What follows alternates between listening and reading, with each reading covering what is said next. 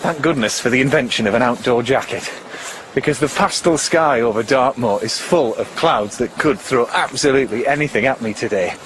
I've got the aubergine heather on the hillside opposite pointing back at me, and all these lovely granite mounds popping out of the landscape.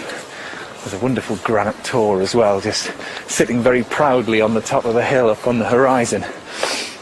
Now, as always on today's programme, I'm going to be talking to lots of different folk, but I'm here for the animals, and one animal in particular. It's been an icon of Dartmoor for thousands and thousands of years, but the numbers have dropped dramatically. I mean, if I was here in the 1930s, I'd expect to see 25,000 of them, but now I'd only be lucky to see 1,600. What animal am I talking about? It's the Dartmoor pony. And as I move down into a farmyard, I can see three inquisitive, cute little faces looking back at me. And they're the faces of three Dartmoor foals, which have been brought down in the drift into the farmyard. And later on in the programme, I'm going to be having a go at taming one of them. I'm going to get that very first connection, and I'm so lucky to be doing it today. But the ponies that do run wild up on the moor that the tourists see are they're maintained and they're farmed by what's known as pony keepers, one of whom is John French, and I'm going to go and meet him up on the common. Right, Vanessa. Okay, let's go and find plan? some ponies. The plan is we want to bring these ponies out of this pen where we've got them caught up for you. Yes. They're off the moor, off their mums now, completely Yeah. untouched. And we're going to split them into these two round pens. We get them into a smaller space because then it's easier for you to make contact with them. If you got them in the open moor, you'd never get near them. Well, Vanessa B is going to be my instructor for today. Really what we want to do, Matt, is to get these ponies so that anybody can go and catch them, lead them about.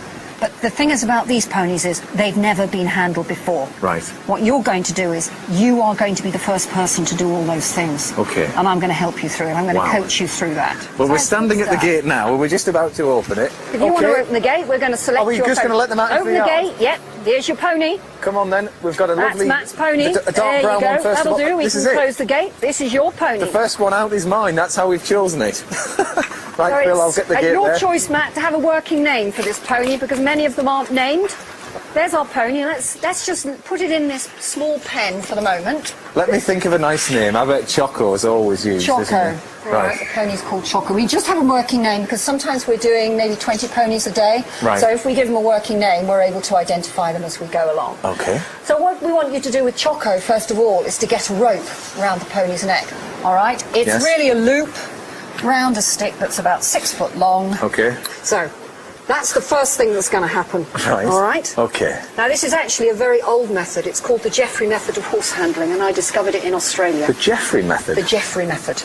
Right. The Jeffrey method, Kelby Jeffrey, I won't tell you his whole story, but he was a non-horsey person who at 19 saw a horse that wasn't being ridden. And when the men were gone from the yard, it was working in the early 1900s, he found a rope, put it round the horse's neck, and by the time the men came home, he was riding that horse. So what we teach is horse language. Yeah. People read the horse. Is it stressed? Does it look comfortable? What's it saying when it does that? When its ears are back? Maybe then it's not scared, it just might be listening to something behind it. Yeah. What does that whisker mean when it moves? Why is that eyeball changed? What does it mean when it looks away from? Every single tiny thing that horse does. It's talking to us. Do you see when I turned around, that ear flicked towards me? It's very much aware I'm here. Yeah. Now, how's your breathing? Are you breathing? Yes, I'm feeling... well, I'm very excited, but I'm trying to remain calm. You need to make sure that your breathing is steady, Yeah. your heartbeat's steady, and your adrenaline's down. Okay. Because they can hear heartbeat. There's certainly rector breathing, and they can smell adrenaline. I'm going to ask you first to go into the pen, and I'm just going to coach you. The pen is, what, about 10 foot?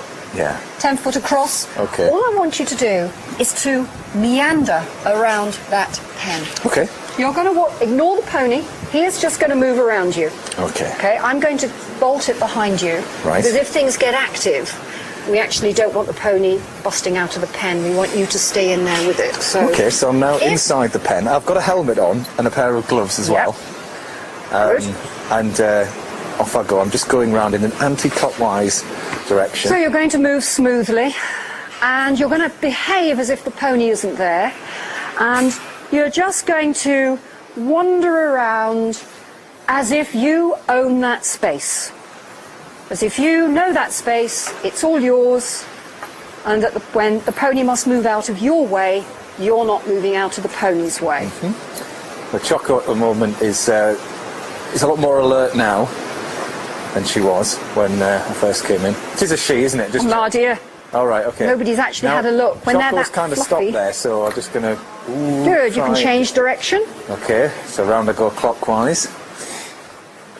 Now then, when you say I ignore Choco... Yeah, just ignore it, just walk around. Now, So I don't you can need to sort of slow say- yourself down. You're moving in quite a jerky fashion at the moment. Right. You need to move smoothly but not creepily. Good. Okay. What are you seeing at the moment? Because I'm sensing that that she or he is getting a bit intrigued as to what I'm doing. Yes. I would say this pony is thinking about making contact with you, Right. but it's not quite sure what the heck you're on. Its ears are back. It's listening to you. Right.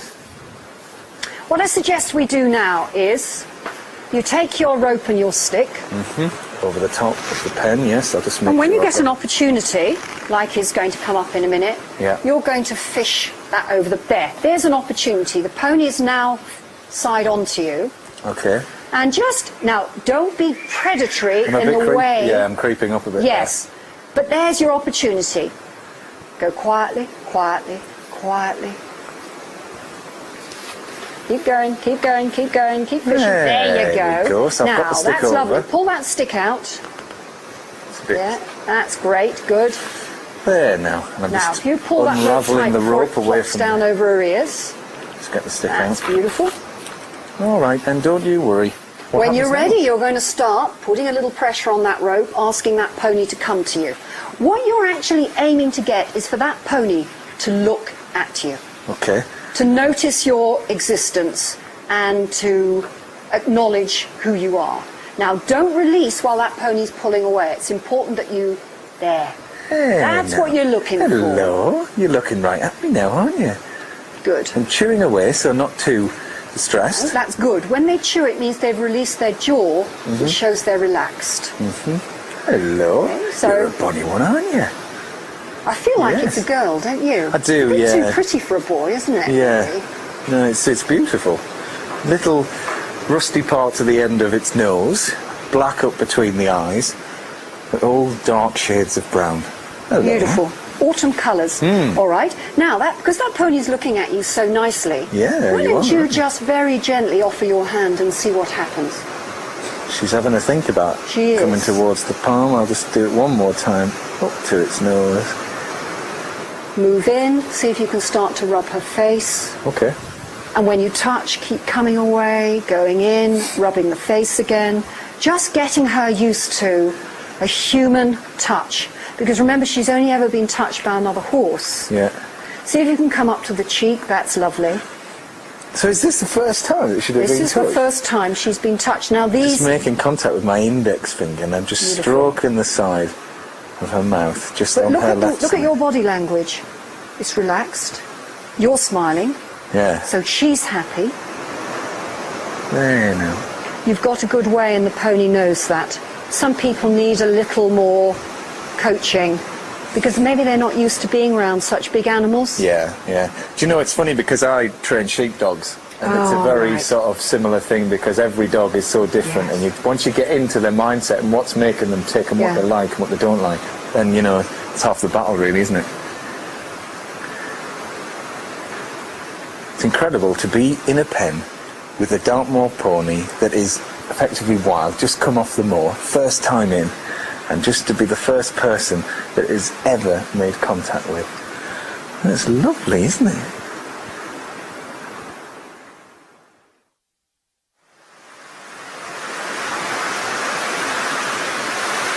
You can probably hear on the tin roof the rain is now really coming down. But I love being in the rain. There's something really calming about that as well, and it's all really adding to the experience. It's lovely, isn't it? Yeah. Beautiful.